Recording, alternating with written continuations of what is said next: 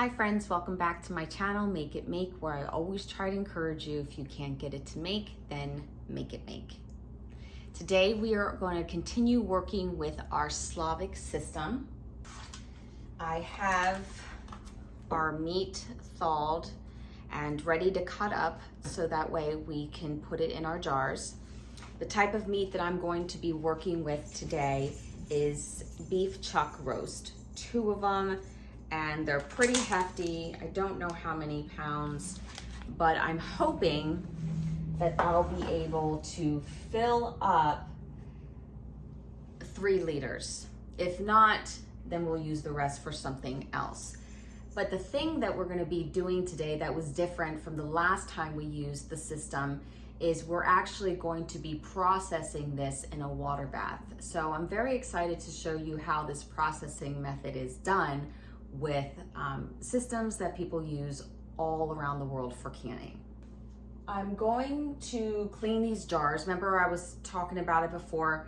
You want to make sure your jars are nice and clean. So I'm going to wash these in really nice hot soapy water, dry them, and then we'll get started.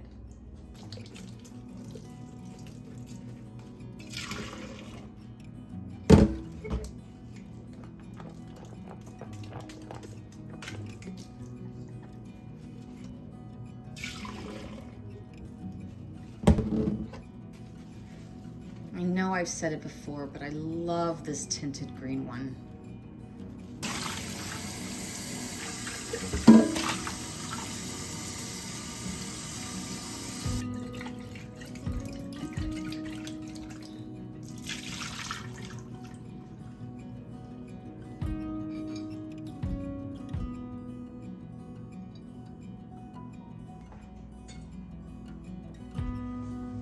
Did I mention that we are working with 1 liter jars as opposed to 3 liter like last time? Well, my hand could barely fit into this. Okay, I was hoping that I could get it back out again. Okay. Sorry if I'm oversharing these jars, but I'm like, they're gorgeous. Like, sorry, but not sorry. They're gorgeous. Look at that.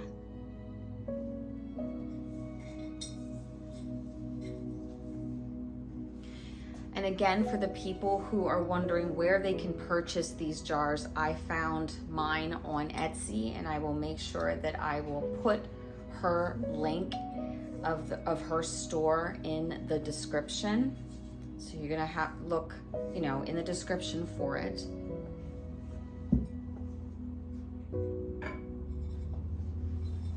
I'm really hoping that I can get 3 liters full of this meat.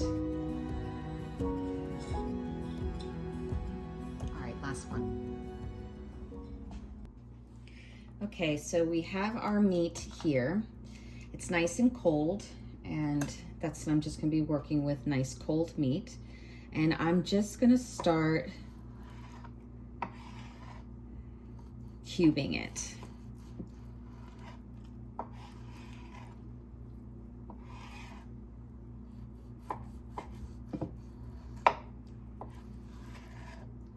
A very nice cut of meat that I have here. We try to support our local farmers by buying at least a quarter cow whenever we can. It's the best meat.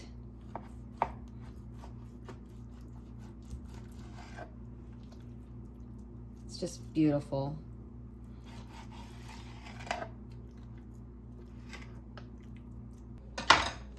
I have all of my meat now in strips,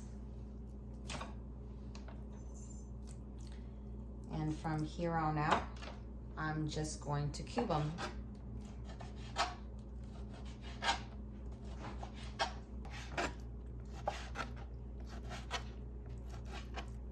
There is some fat on it. It's not a whole lot.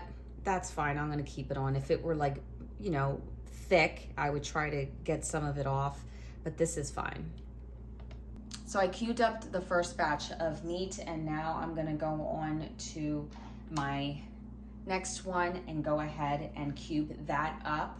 One of the things I wanted to mention, if you don't follow me and you haven't heard me say this, is that canning your meat, especially through the water bath, which, just so you know, it's a non-USDA approved method, but it's just something I feel comfortable with doing. It so tenderizes the meat. And I believe through the water bath, it tastes better. It's not as dark, doesn't look more burnt in the pressure canner. Now, I've pressure canned many meats, and will I still pressure can it? Probably. For convenience purposes only. But if I have the time to water bath it anytime, I'm going to do that, because the taste, the flavor, everything, even the look of it is more beautiful, a lot more pink in the jars than it would be in a pressure canner.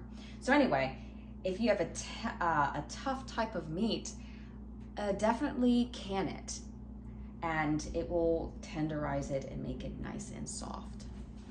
So I made a mistake. The first cut that I cubed up was a beef chuck roast. This cut right here is a beef sirloin tip roast. So I am sorry about that. So we'll have two types. Because it's a different type of cut, I have a lot thicker patches of fat. And so I'm just going to pull off the meat. Okay, if not, then I'll just cut it.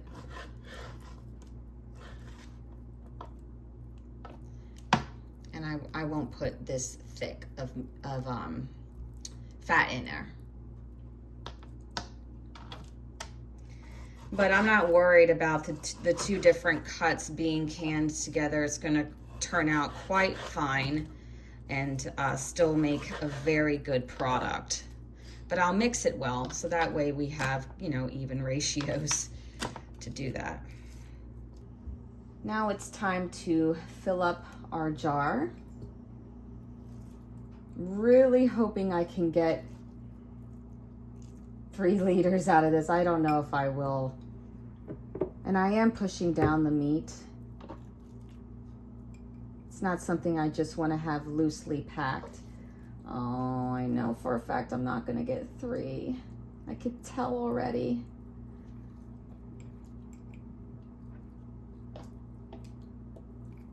I should have packed some onions in here.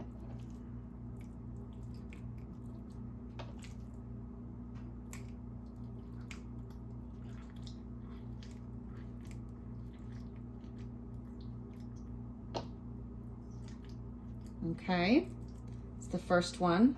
Of course, I had to do the green one.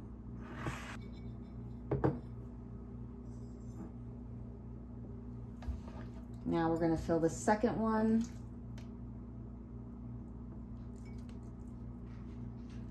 At this point in the process, you can certainly season your meat, and sometimes people find that better.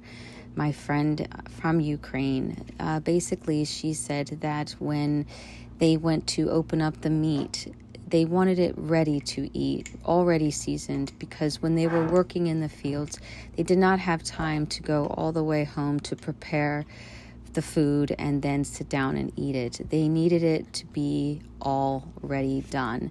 So you can certainly season it if you like. Here we have a 12-quart pot. Now, this would not be considered a traditional water bath canner here, especially in the US, because a 12-quart pot would not be able to handle the capacity of jars that most people would use to can. But honestly, if you're someone who likes to do smaller batches, you don't really have to have those types of canners. You could take any pot and water bath with it. So that's what we're gonna do here. I do not have anything at the bottom here, and just so you know, the heat is not on yet. Most canners come with a rack, but we're gonna go old school here, and we're gonna put a rag at the bottom. So here I have a rag. Thank you for jars. They have like all kinds of funny new rags that they came out with. And I am just going to place my jars in the pot. At this point, I'm going to start adding water. You can sort of tuck this in around the sides if you want. And I'm going to show you how much water to add. I'm just going to start adding some water here. And the thing is that I do not want to go up way too far. I'm probably only gonna fill up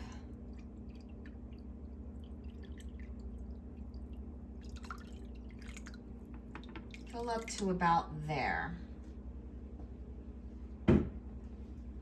The reason why is because this is going to get bubbly, and I don't want the water to bubble into the jars and the meat. Another way that we can prevent that is, remember we have our lids, which by the way, aren't these absolutely gorgeous? And we're just gonna set them on top. That will help prevent some of the water if it decides to splash up. Now remember, this isn't going to be sealed in any way, shape, or form right now. This is just simply laying the lid on top to protect it from the water. I will show you how to crimp this later, but right now we just keep it like that. The jars are not submerged, but this is the way they do it in other countries, and it just makes me super happy to be able to show you this. Now I'm going to put the heat on high and wait for a rolling boil. It seems so odd to me that it's like this and I don't have to have my jars submerged, but I've watched plenty of videos and have talked to friends that have done this, and this is just how they do it. I'm also going to be water bathing this for 3 hours. Now let's talk about altitude a little bit. I did a video talking about it before, and a lot of people either were okay with the answer I gave them or not okay, but I'm just telling you what I know. When I ask people who have lived in other countries and they can this way, or they're in cultures here where they're still practicing this type of canning, the whole thing of altitude is just not something that it's really thought of. It's just something that they've always done. And again, I'll say it, they look at me like confused almost when I talk about it. It's just not a thing. So 3 hours, I'm going to do this. Some people process in other countries for 4 hours. I don't know why that is. I don't know if it's because they've done that. And that, I understand, may not be an answer that is suitable for some people. It may not be enough. But the fact is that it is done in many different countries. And yeah, we'll see our product soon. So this is the stage where I would say we're at a good rolling boil here. So I'm definitely gonna start the timer for 3 hours. So I should have known better when it comes to water bath canning that the rolling boil does splash over. As a matter of fact, it's doing it now as I talk. And it was getting all over my stovetop, so I'm still wiping some down. It's not my first rodeo with water bath canning, so I don't know why I didn't think to just put a lid over it and just angle it enough, just that the steam is coming out and the water isn't boiling out over to the stove. Now I do have my kettle here, right here. I have it on high, and the reason being is because, you know, I'm getting evaporation of my water more quickly because it was spilling over, and I'm gonna make sure that I top it off. Again, not on top of the lids that we have here, but just to where we put the water line last time. So just gonna leave it like that so we don't have any oversplashing. And then as soon as this kettle goes off, I'll make sure that you guys see how it is that I top it off.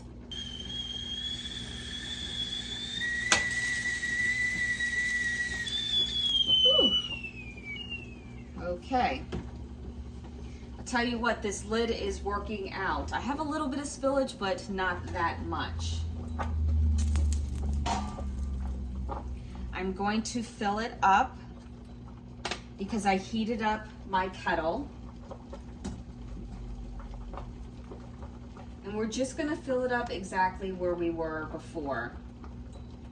And you wanna make sure that the water that you're filling it up with is just as hot, you know, as the water that's already boiling, because you don't wanna bring the water down in temperature. So I'm just adding a little bit.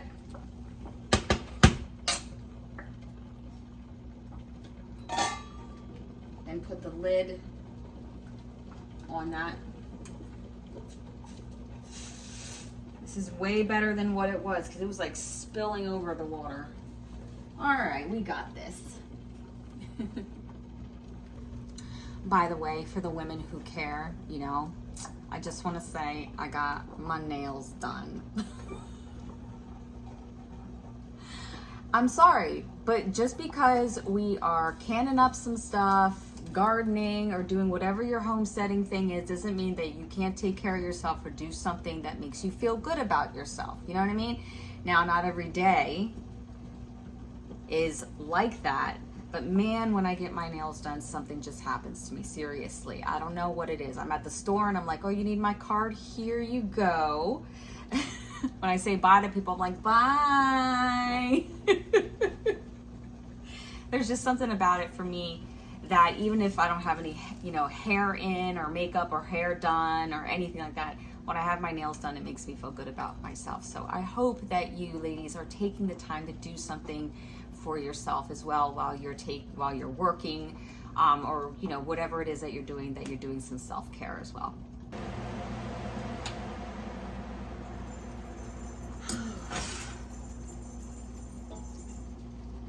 All right. Our water bath has been going for just a little over 3 hours, like maybe 3 hours and 10 minutes. But we are going to take out one of the jars. Now remember, these jars aren't sealed. So we have to be careful that when we take them out, that we're not tipping them or just seriously putting the jar holder on them and lifting them up straight. Because again, this lid is not sealed. It was only on there for the purposes of covering it up so that the water wouldn't splash inside of it. So I'm just going to lift this up nice and firmly and take it over to the kitchen table. All right, so I am bringing the next jar over. Now remember, we actually have to crimp this now. And this jar is incredibly hot. So I'm gonna show you a close-up of what I'm doing, because it's not like I can use the crimper and then hold the jar at the same time because it's scorching hot. So I'm gonna show you how to do it. The other main thing that you want is to make sure that you have some sort of towel underneath, so that way your jar isn't rotating. Not to say that it's bad if it rotates, but it's gonna interfere with you trying to crimp it. So we do have the lid on. Remember, it's on super loose. Actually, you know what? Let me give you guys a close-up of what it looks like. It's what it looks like.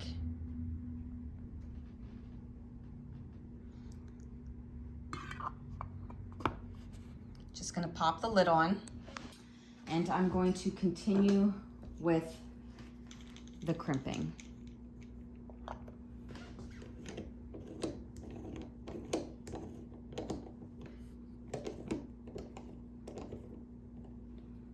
Now I twist this until I get some resistance and then I go around.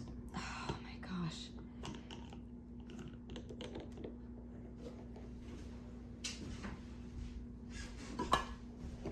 It's not as easy as it looks.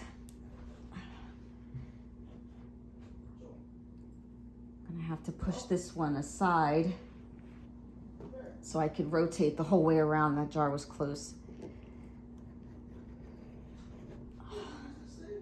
Getting there.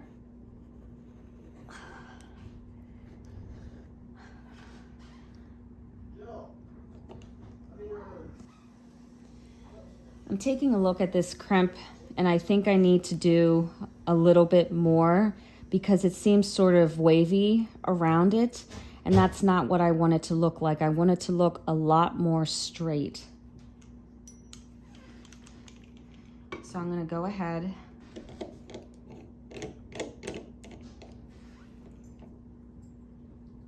and push down till I feel that resistance. Go around. A little bit more resistance. Go around again. A little bit more. Go around. And one more time, just tightening up. A little bit more.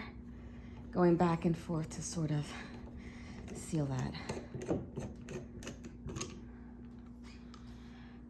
Much better. See how the crimp is just the slightest bit wavy. It doesn't have like big gaps of wave. That is what I want. All right, I'm going to take our second jar. Hopefully you guys can see this. That has the lid on it. Just sitting on top again. And I'm going to use my body weight to push the crimp down as opposed to just using my arm strength for it and seeing if it just comes out better. I know I did this in the first video, but I'm still practicing and learning and figuring out what's best.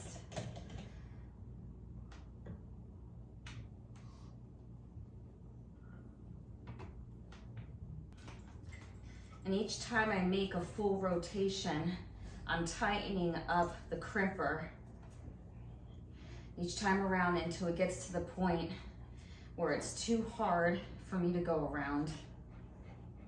And this is hard work. We are very blessed as Americans to have the system that we have. It's so convenient to be able to just slap on a lid and a ring. I think I'll do this one more time.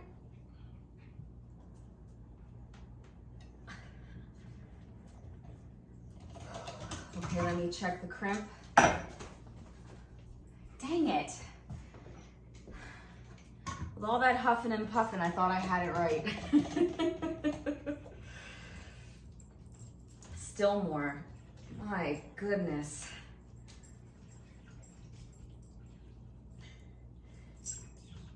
If you know anything that I'm doing wrong here, you let me know because this is hard.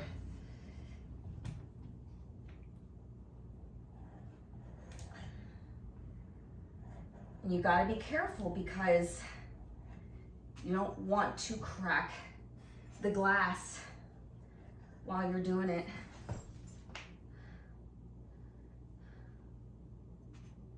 All right, I think we're almost there.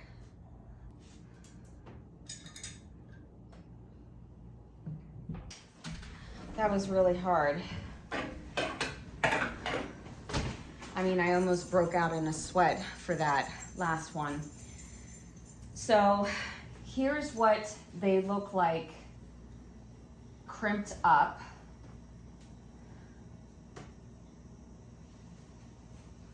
And what I'm going to do is I'm going to flip this over upside down. And I remember in the last video that we did, I told you why we flipped them up upside down, but for meat, there is a particular reason. When you go to open up a jar of meat,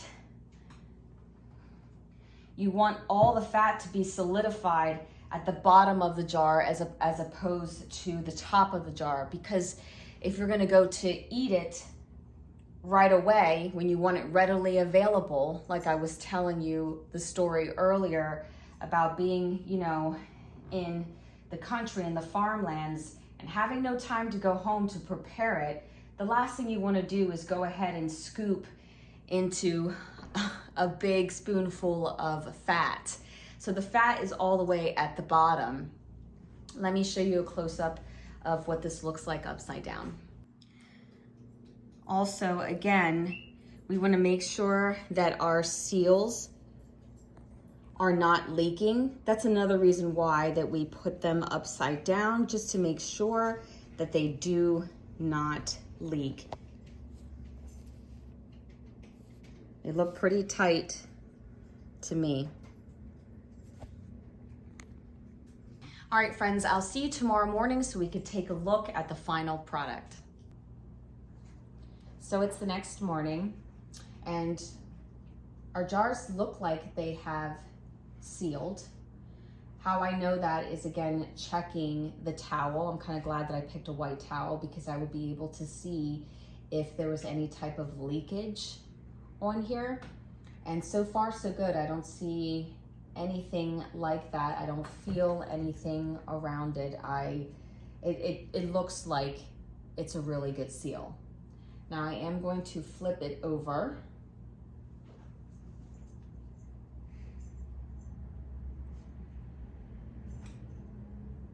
And there's like a space. I'm wondering if the meat will eventually drop into this space here. Maybe not, I don't know. The fat layer is at the bottom as opposed to when I normally can. I just put my jars here and the fat layer would be on the top. So yeah, if you are gonna go and dig right into it and eat like that, like some families would, it is more appetizing to have the fat at the bottom. This fat layer is thicker than this one, and that's fine. It's just the way that it turned out. I will say this, I am starting to really like meat canned in a jar more than, well, red meat especially, not necessarily chicken, because you know, they always say that meat canned is ugly. But I have to say that when I water bath meat, as opposed to pressure canning it, you get a more beautiful sort of marble effect that comes out. And I don't know, I find that to be very pretty, and I've come to like it a lot more. And it looks more pink. I'm not trying to discourage you from pressure canning or anything like that. I'm just sort of telling you what my preference is. Another thing I wanted to tell you about the lids is that when you're working with a system like this, you will never be able to reuse the lids, ever. It is a once and done thing, because when you go to open it up,